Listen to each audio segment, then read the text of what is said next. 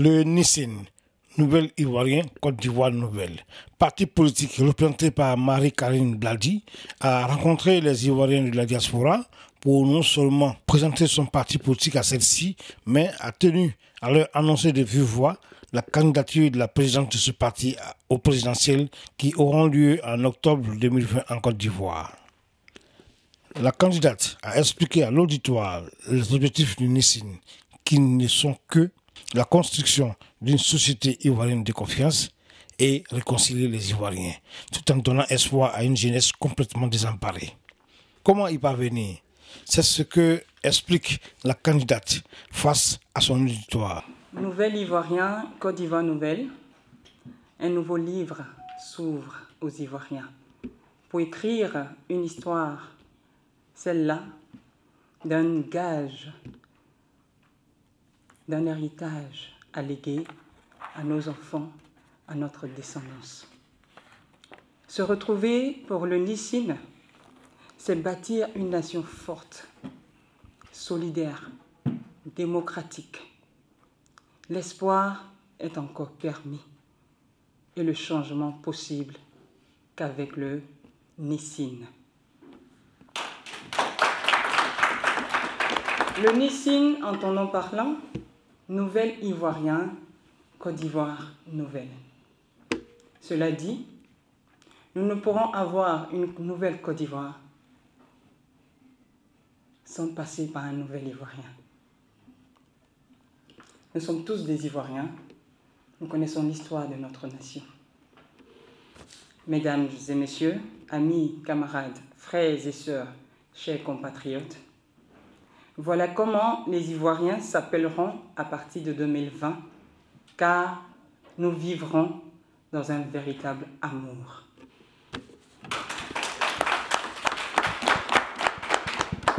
Je suis heureuse d'être parmi vous, parce que nous partageons la même histoire.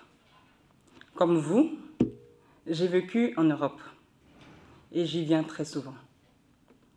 Vivre en Europe, c'est partager une riche expérience dans divers domaines, mais mieux, vous pouvez parler de démocratie. Vous qui vivez dans un environnement où les libertés sont sacrées. C'est pourquoi votre expérience est importante pour le développement de notre pays, la Côte d'Ivoire.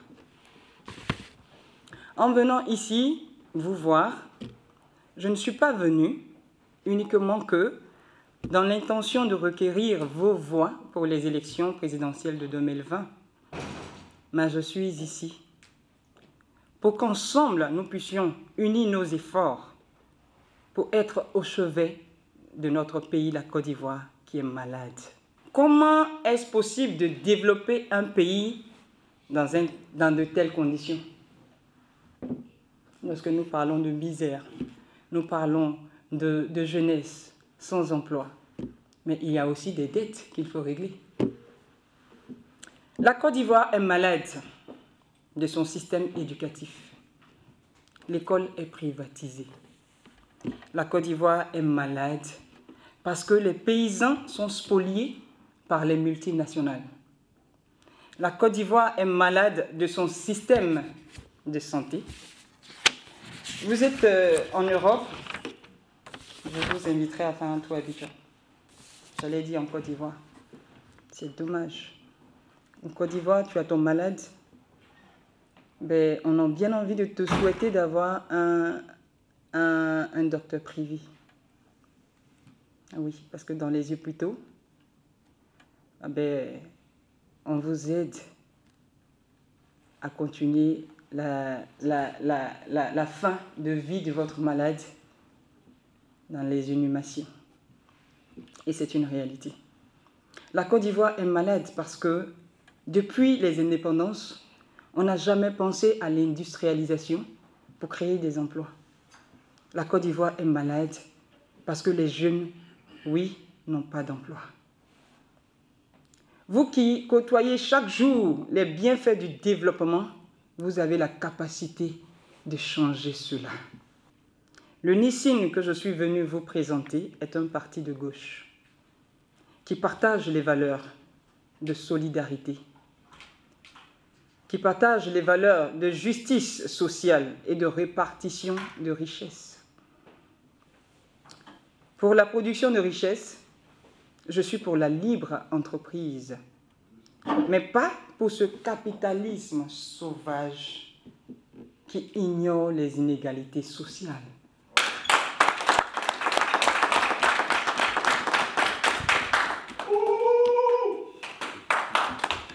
Dans un pays en voie de développement, on ne peut pas avoir comme régime politique le capitalisme.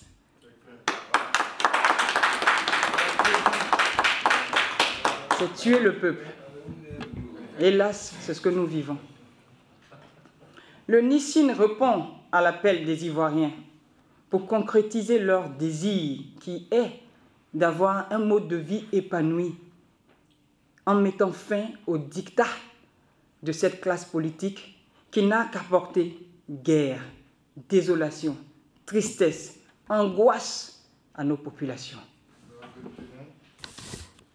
Le Nissin répond à votre appel, vous qui êtes en Europe et qui avez envie de participer au développement de votre pays. Nous avons un programme alléchant et incitatif pour vos investissements. C'est pourquoi nous vous souhaiterons, nous vous suggérons de défiscaliser vos investissements parce que c'est possible en Côte d'Ivoire. Car la Côte d'Ivoire regorge de ressources financières pour supporter cette réforme. Il lui manquait à l'époque une volonté politique, mais maintenant, cette volonté politique est là. En plus d'être jeune, j'ai acquis comme vous une longue expérience au développement pendant mes nombreux voyages dans tous les pays d'Afrique, d'Amérique, d'Europe, d'Asie et j'en passe. Le Nissin est né parce que les Ivoiriens ont soif d'un véritable changement. Le Nissin constitue une succession crédible pour les échéances électorales de 2020. Le Nissin est la panacée à bien des mots et donc le rêve d'une Côte d'Ivoire renouvelée et restaurée est encore possible.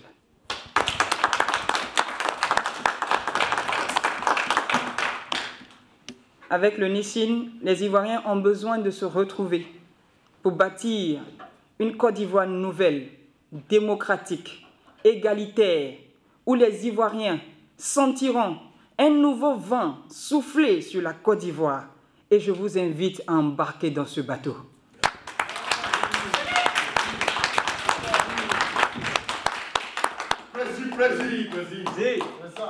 Nous y croyons, parce que j'ai la ferme conviction de la noblesse de notre combat.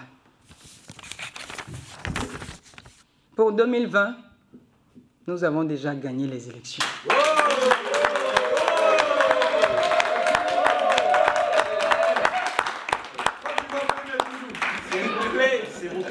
Parce que Dieu est dans la vérité. Et il y a Dieu dedans. Comme pouvait dire la Bible, si Dieu est avec nous, qui sera contre nous? Que Dieu bénisse la Côte d'Ivoire. Que Dieu bénisse les nouveaux Ivoiriens. Que Dieu bénisse le parti, le Nissin. Je compte sur vous, car la Côte d'Ivoire a besoin de vous. Vive notre nation. Je vous remercie. Suite à sa présentation, une série de questions-réponses entre elle et ses invités s'en est suivi. Reportage Tidiane Oula pour Evenus TV France. Je me présente, mon prénom c'est De La Salme. Je fais partie du groupe Pacifique Group Artistes Chanteurs de Côte d'Ivoire. Je suis président de la jeunesse de l'église Géméos et je suis chrétien. Et ça me fait plaisir de vous voir là, mais je me pose des questions en fait.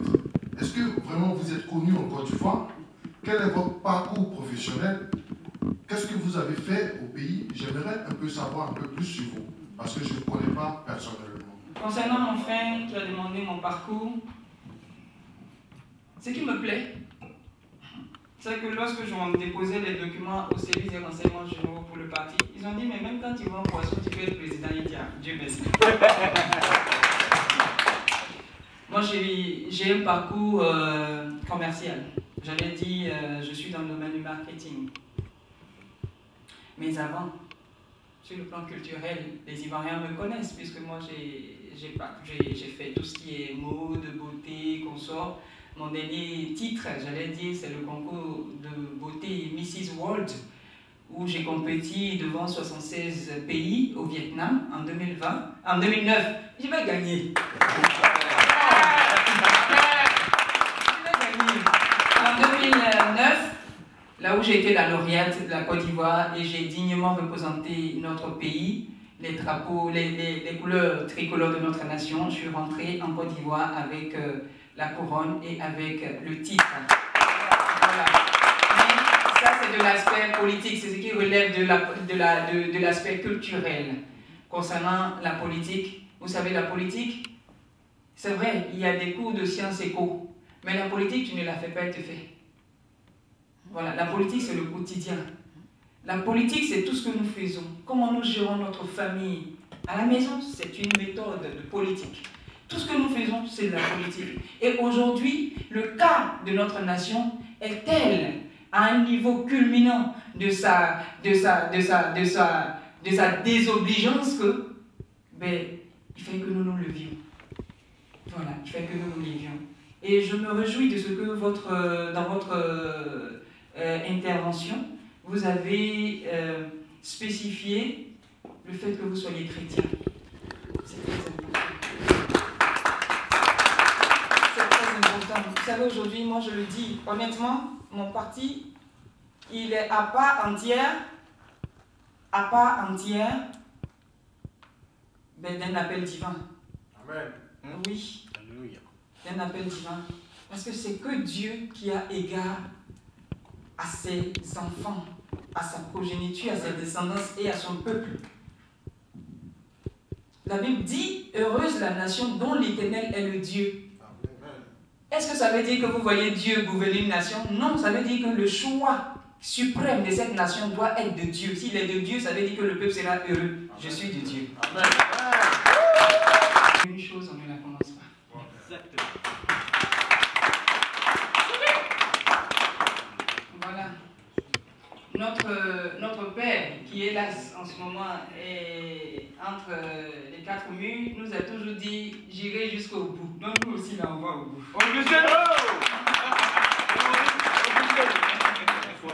Voilà, je ne crains rien. Parce qu'en fait, s'il y avait à craindre, c'était avant de prendre l'initiative. La crainte, c'est au début. Mais je ne crains rien. Je ne crains rien parce qu'il y a Dieu dedans. Non seulement il y a Dieu dedans, c'est d'un, mais de deux. Comme j'ai pu dire l'adage nigérien, vous savez, l'anglais nigérien n'est pas l'anglais limpide british. Donc je vais vous parler comme les Nigériens. Les Nigériens disent, you fear you die, no fear you die. Ouais, you fear. Si tu as peur, tu vas mourir. Tu n'as pas peur, tu vas mourir. Pourquoi tu as peur? Je n'ai pas peur.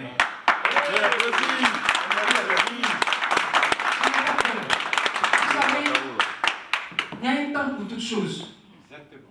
Il y a un temps pour toutes choses. Il y a eu le temps du parti unique, au temps de feu Félix Houphouët-Boigny, le temps du multipartisme qui a été le combat du président Gbagbo, le temps où, j'allais dire, ceux qui se sentaient marginalisés se sont imposés de façon manu militari, et durant leur temps, nous n'avons observé que la misère, la souffrance, la pauvreté, la désolation. Au point où, en tant qu'Ivoiriens, nous sommes posés la question de savoir, mais attends, qu'est-ce qui se passe? Ce qu'on peut réaliser aujourd'hui, c'est que nul n'a le pouvoir de décider de sa nationalité. Le temps de la conscience nous rappelle que nous appartenons à un territoire, à un peuple qui se dénomme Ivoirien. Donc nous sommes Ivoiriens. Alors si nous ne sommes pas bien chez nous, c'est qu'il y a un problème. Et si nous ne nous levons pas, ça veut dire que le problème, nous le voulons. Du fait que nous ne sommes pas pour cette misère. Et je crois que si tu n'es pas bien chez toi, tu ne seras jamais bien chez ton voisin. Alors nous faisons entendre notre voix, celle-là de libérer le fauteuil présidentiel occupé inutilement aux mains des personnes capables de venir aux besoins de la population et de redorer le blason terni de notre nation et de nous redonner une histoire nouvelle, un épanouissement total et une vie véritable.